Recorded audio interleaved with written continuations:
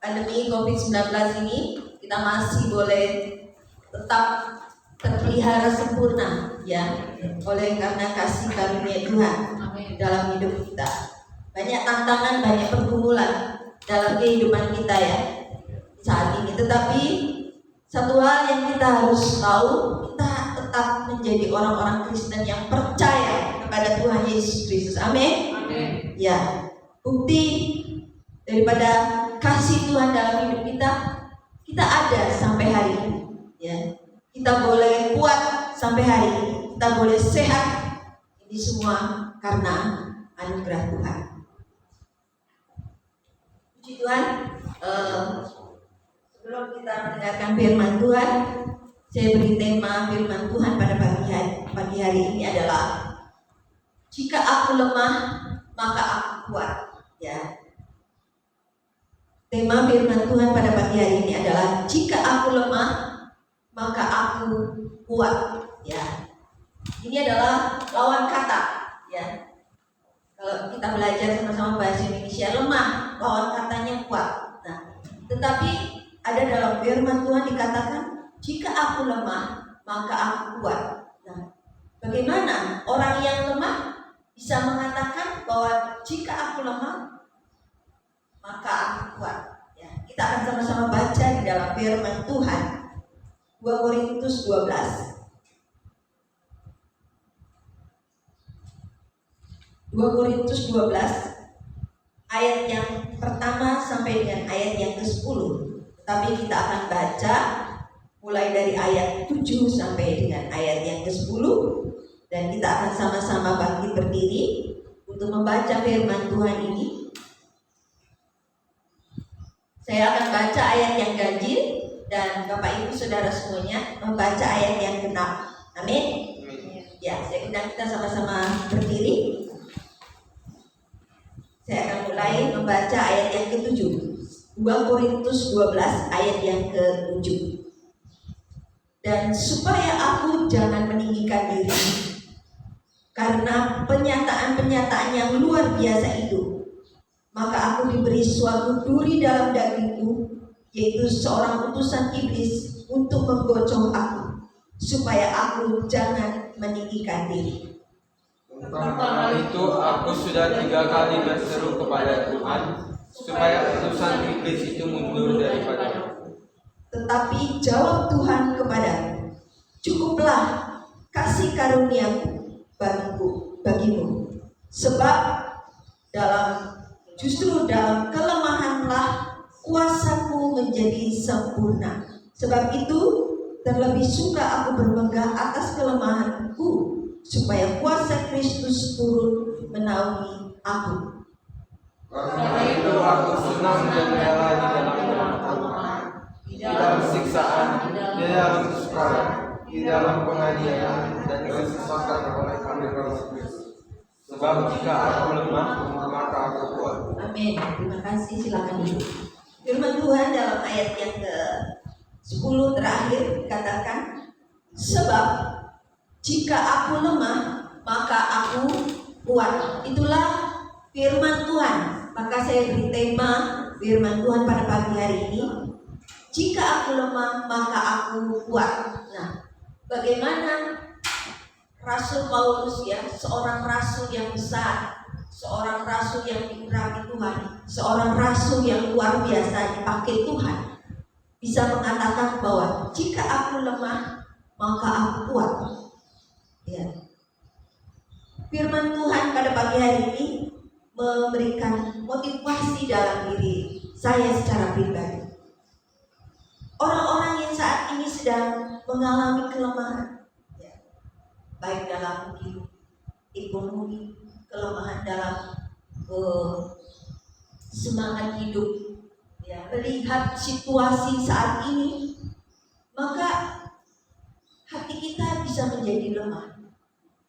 Mendengar ya di sana sini terjadi hal-hal baik bencana, banjir, ya, kemudian kebakaran dan kerusuhan, membuat hati kita lemah, nyali kita rasanya, Tuhan, kok situasi dunia ini seperti ini, membuat menjadi hati kita lemah. Apalagi saat kita menghadapi pergumulan, kita bisa merasa hati kita lemah, ya.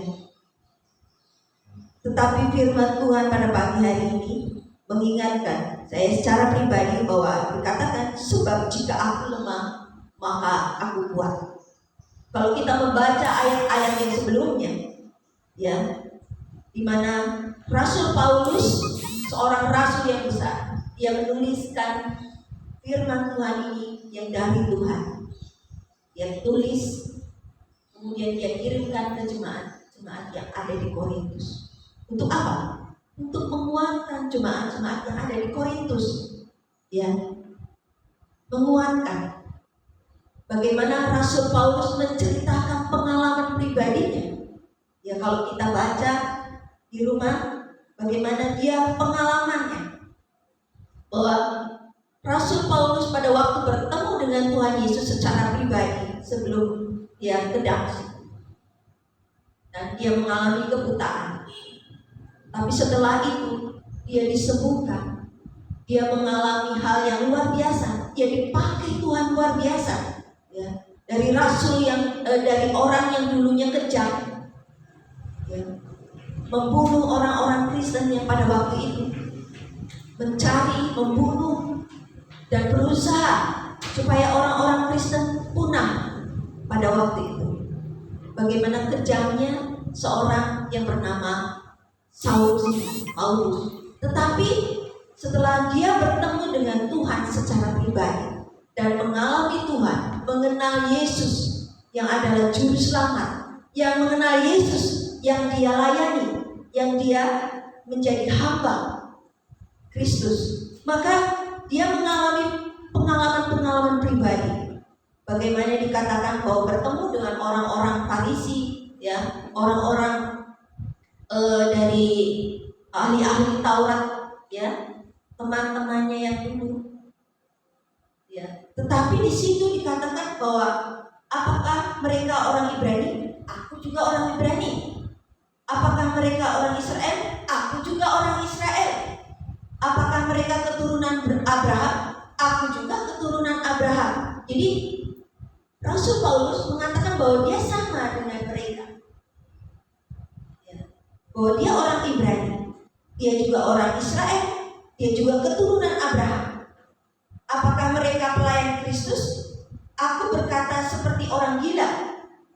Aku lebih lagi, aku lebih banyak berjeri lelah, lebih sering ke dalam penjara, didera di luar batas, kerap kali dalam bahaya maut. Itulah pengalaman pribadi Paulus. Bagaimana setelah dia dipakai Tuhan secara luar biasa, dia mengalami penderitaan, penganiayaan, bahkan sampai masuk penjara. Ya, dia mengalami hal yang luar biasa sebagai pekerja Kristus, sebagai pelayan Kristus, sebagai hamba Kristus. 5 kali aku disesah orang Yahudi. Setiap kali 40 kurang 1 pukulan. Jadi 1 kali pukulan, 1 kali didera, ya 39 kali pukulan. Nah, bagaimana dia mengalami penganiayaan yang cukup berat. 3 kali aku didera, 1 kali aku dilempari dengan batu. 3 kali mengalami karang kapal. Sehari semalam aku terkatung-katung di tengah laut. Dalam perjalananku aku diancam bahaya, banjir, dan bahaya penyakit. Bahaya dari pihak orang-orang Yahudi, dari orang-orang bukan Yahudi. Bahaya di kota, bahaya di padang gurun, bahaya di tengah laut, bahaya dari pihak saudara-saudara. Itulah pengalaman Rasul Paulus yang luar biasa. Tuhan memang memakai Rasul Paulus sampai dia bisa menuliskan surat-suratnya yang dibukukan dalam Alkitab ini. Bagaimana pengalaman pribadi dia dengan Tuhan, bagaimana pengalaman pelayanan dia yang sungguh luar biasa. Tetapi firman Tuhan dikatakan, ayat yang ke-7, dan supaya aku jangan meninggikan diri. Pada waktu Rasul Paulus dipakai secara luar biasa, dia tahu bahwa dia adalah sebetulnya manusia yang lemah. tapi karena bagaimana panggilan Tuhan pada Rasul Paulus untuk melayani Tuhan, meskipun harus menghadapi tantangan pergumulan yang cukup berat, bukan cukup lagi, yang berat sekali, ya, sampai dia dipenjara berapa kali, tapi dia tetap, ya, kuat karena dia tahu kepada siapa dia melayani, yaitu Yesus Kristus Tuhan yang sudah menolong dia, mengangkat dia, yang seharusnya dia mati, ya, di neraka oleh karena dia seorang yang kejam, tapi dia angkat Tuhan. Bagaimana kasih karunia dia alami, itulah yang kasih karunia yang dia renungkan setiap saat, sehingga pada saat dia mengalami pelayanan, mengalami penderitaan di dalam pelayanan, dia tidak mundur. Ya, dia berkata, sebab jika aku lemah, maka aku kuat. Dan mengapa Paulus mengatakan jika aku lemah maka aku kuat? Mengapa Tuhan izinkan? Ya, Paulus yang luar biasa, yang memberitakan Injil, banyak orang menjadi bertobat, tapi dia harus mengalami penderitaan yang luar biasa.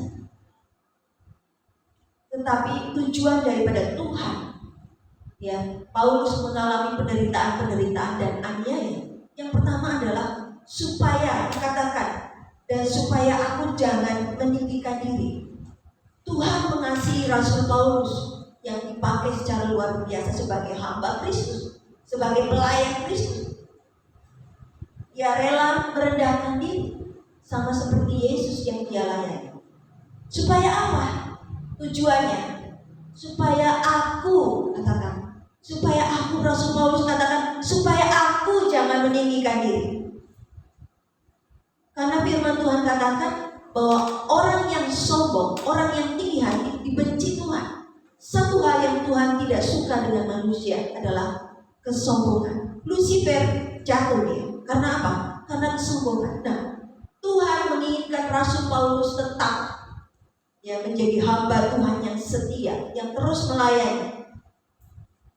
Maka dia diizinkan mengalami penderitaan yang berat. Dan dia katakan, sebab jika aku lemah maka aku kuat. Tuhan izinkan itu. Rasul Paulus katakan, tahu bahwa supaya aku, katakan diulang di dalam ayat yang ke-7 terakhir dikatakan, supaya aku jangan meninggikan diri. Karena sebagai manusia, saya sendiri kadang-kadang bisa sombong, ya, bukan bisa lagi, sering, ya. Oh, ini karena aku hebat, semua bisa terselesaikan karena aku. Nah, Tuhan tidak mau kita menjadi orang-orang Kristen, kita menjadi hamba-hamba Kristus, menjadi pelayan-pelayan Kristus yang sombong. Karena bisa melewati penderitaan, pengalaman pribadi yang cukup dahsyat bersama dengan Tuhan di dalam pelayanan, itu membuat kadang-kadang kita bisa sombong. Ini aku. Kata aku itu memang sangat berbahaya kalau kita selisipi dengan kesombongan. Tapi kalau dikatakan supaya aku jangan meninggikan diri, itulah Tuhan mau supaya Rasul Paulus tidak menjadi sombong oleh karena pengalaman pribadi yang cukup luar biasa. Dan yang kedua dikatakan bahwa Paulus dalam ayat pasal 12 ayat yang 1 sampai dengan ayat yang ke-9, bagaimana pengalaman Paulus dalam penglihatan, ya, sampai dia diangkat, dikatakan dalam ayat yang ke-2 dikatakan, aku tahu tentang seorang Kristen 14 tahun yang lampau, entah di dalam tubuh aku tidak tahu, entah di luar tubuh aku tidak tahu. Allah yang mengetahuinya. Orang itu tiba-tiba diangkat ke tingkat yang ketiga dari surga. Pengalaman Paulus yang lebih luar biasa, dia diangkat Tuhan, ya, ke tingkat yang ketiga dari surga. Nah, tidak semua orang bisa mengalami. Kalau kita membaca buku Heaven is So Real, ya, saya pernah waktu saya bekerja di toko buku, Bagaimana seorang mempunyai pengalaman, dia diangkat ke surga. Dia ceritakan di dalam bukunya bagaimana dia melihat surga itu seperti apa. Tetapi firman Tuhan dikatakan dalam Rasul Paulus yang sudah pernah diangkat ke tingkat 3 dari surga. Hal itu membuat dia tidak menjadi sombong, membanggakan diri. Nih, saya seorang Rasul Paulus yang sudah mengalami penganiayaan, penderitaan berat, bahkan hampir mati, ya. Dan saya juga pernah diangkat ke tingkat ketiga dari surga. Nah, tapi firman Tuhan mengingatkan kepada Rasul Paulus, dan dia ceritakan, dia tulis di dalam firman Tuhan kepada jemaat-jemaat yang ada di Korintus, dikatakan bahwa ayat yang ke-8, tentang hal itu aku sudah 3 kali berseru kepada Tuhan supaya utusan iblis itu mundur daripada. Ayat 9, tetapi jawab Tuhan kepadaku, cukuplah ya kasih karuniaku bagimu, sebab justru dalam kelemahanlah kuasaku menjadi sempurna. Ya, artinya bahwa saat Rasul Paulus dia dipakai luar biasa, dia ada satu hal yang Tuhan izinkan, ya, melalui iblis untuk menggocok. Memang kita belum tahu apa sebetulnya secara pasti, ya. Ada orang menduga bahwa dia diberikan penyakit yang cukup mengganggu pelayanan, yang cukup mengganggu tubuhnya di dalam melayani Tuhan. Tetapi yang kita mau belajar pagi hari ini adalah bahwa dikatakan saat dia mengalami penderitaan di dalam dikatakan dia berseru kepada Tuhan 3 kali untuk mengeluarkan hal-hal yang mungkin mengganggu tubuhnya, mengganggu hidupnya di dalam melayani Tuhan. Dia ingin supaya bebas. Tapi firman Tuhan katakan, cukuplah kasih karuniaku bagimu, sebab dalam kelemahanlah kuasaku menjadi sempurna. Nah, sering kita mengalami pergumulan, sakit penyakit, penderitaan, masalah yang mungkin bagi kita cukup berat dan berat. Kita tidak mampu melewati, kita tidak mampu melalui. Tetapi saat kita tahu bahwa justru dalam kelemahan itulah kita akan melihat kuasa Tuhan yang sempurna. Amin. Iya. Kalau kita kuat, kalau kita happy, kita bisa lupa dengan kasih karunia Tuhan, dengan kekuatan Tuhan, dengan kebesaran Tuhan, karena kita terlena dengan situasi kesenangan hidup kita. Kita merasa cukup, kita merasa segala sesuatu ada, kita merasa bahwa apa yang kita butuhkan semuanya tercukupi, bahkan pekerjaan lancar-lancar.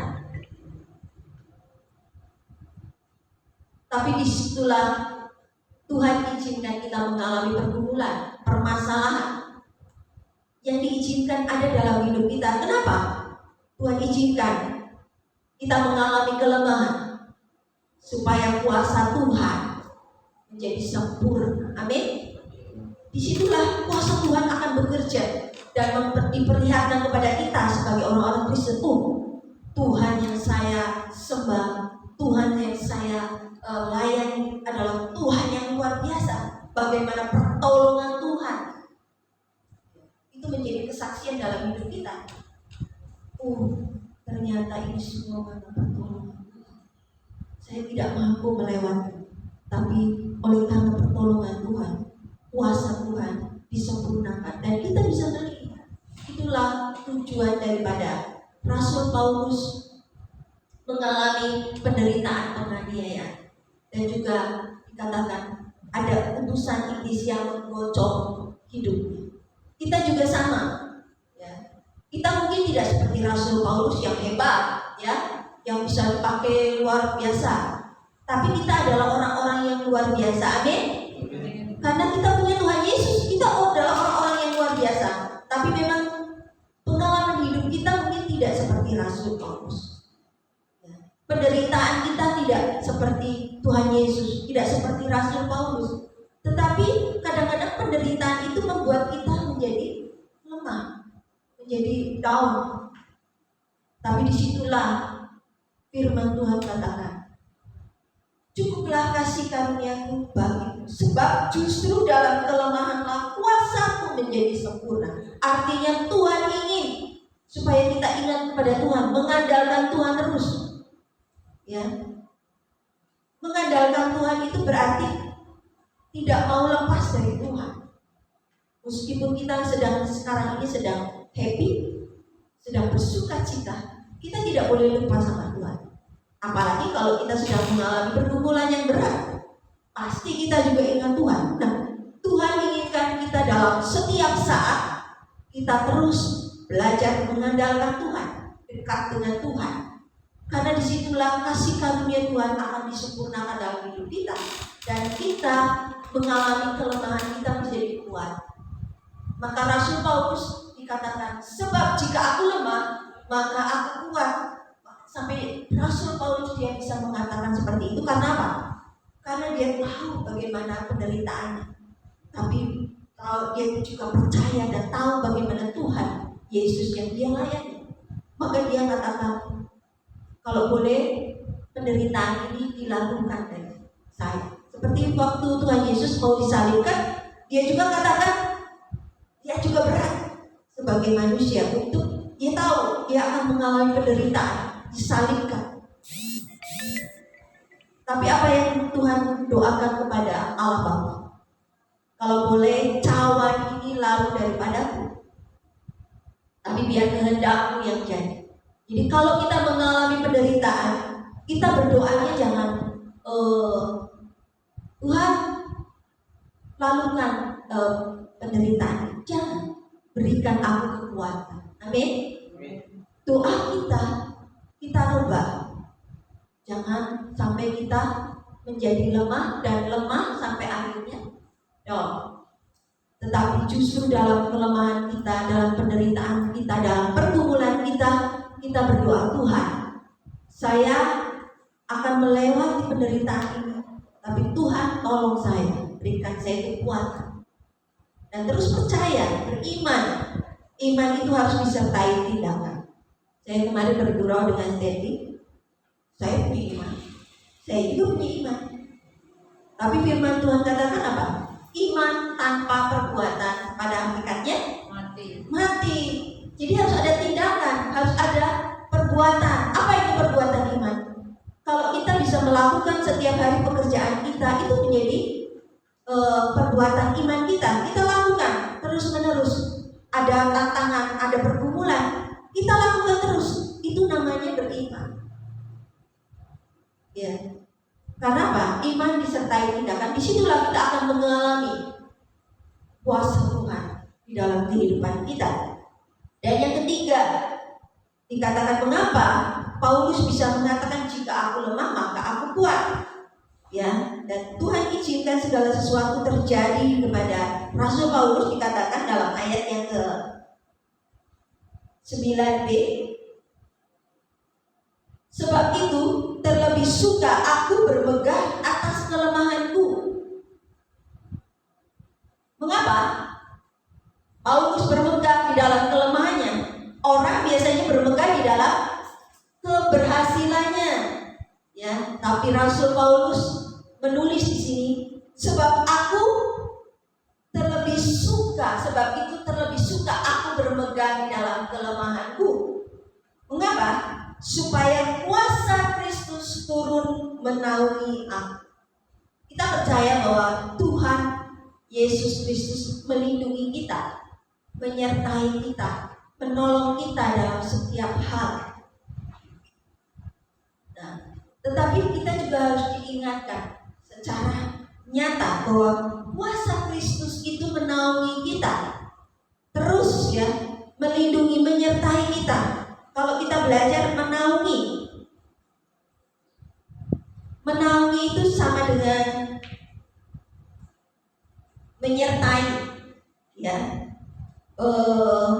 sama dengan meliputi, melingkupi, ya, menaungi. Bagaimana orang Israel, bangsa Israel pada waktu keluar dari Mesir, dia diliputi, dinaungi dengan tiang awan dan tiang api.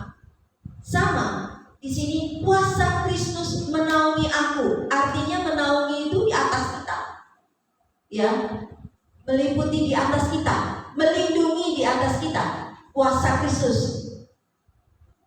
Nah, disitulah mengapa Rasul Paulus bermegah, bukan karena dia hebat, dipakai Tuhan secara luar biasa, bukan karena dia diberkati pelayanannya, bukan karena dia mengalami dia bisa naik ke tingkat ketiga dari surga.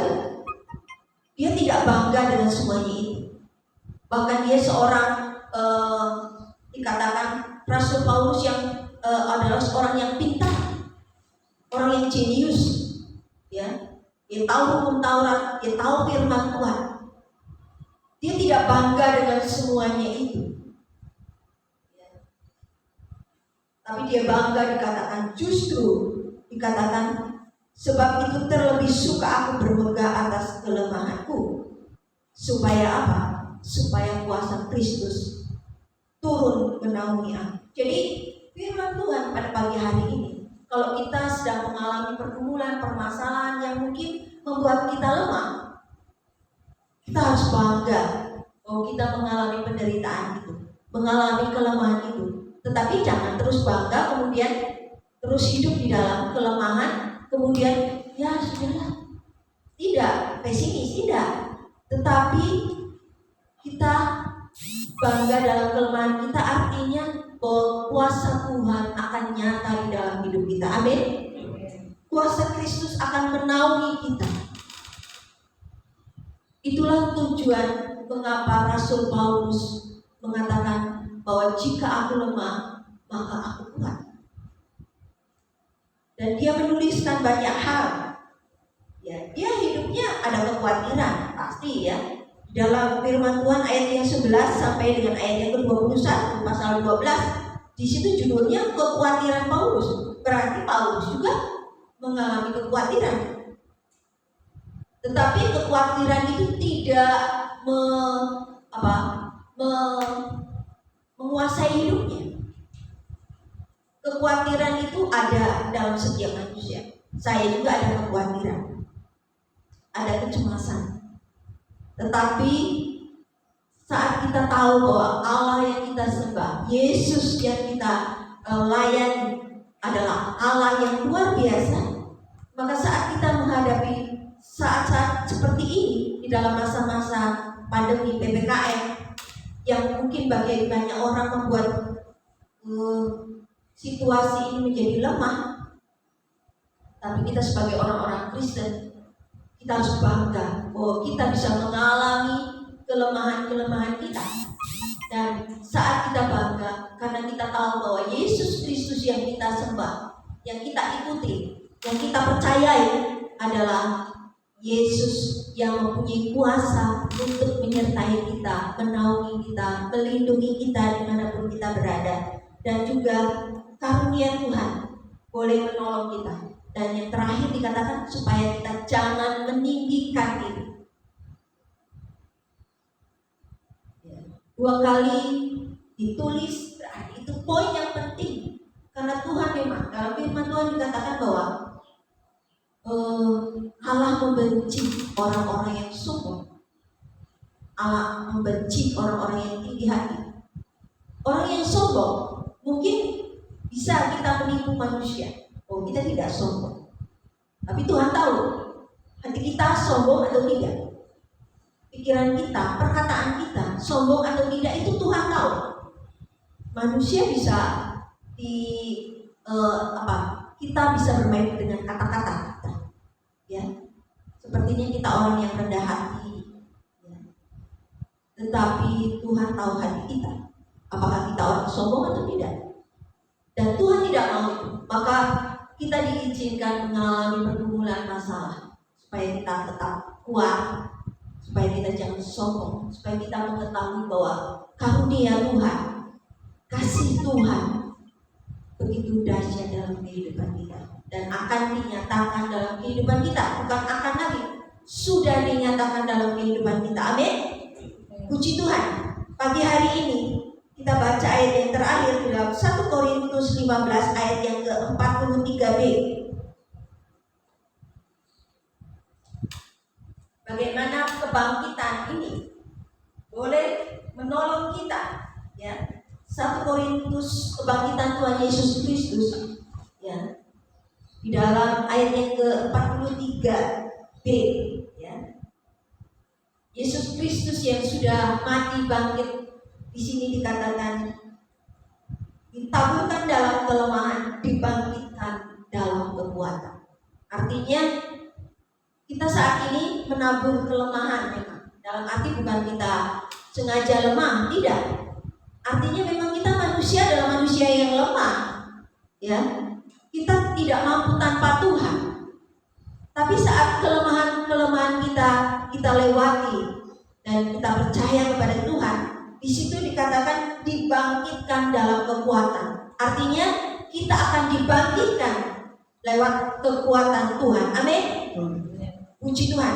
Firman Tuhan menjadi kekuatan, menjadi motivasi dalam kehidupan saya secara pribadi, dan saya percaya firman Tuhan pada pagi hari ini juga memberikan kekuatan kepada kita supaya kita mengatakan, jika aku lemah maka aku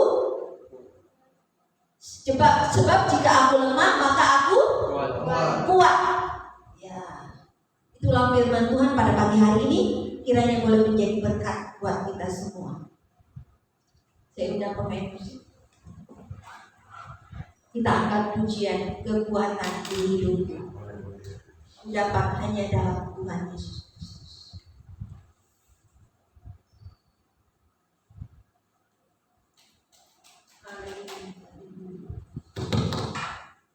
Terima kasih Tuhan. Terima kasih Bapak. Sudah berhenti percaya.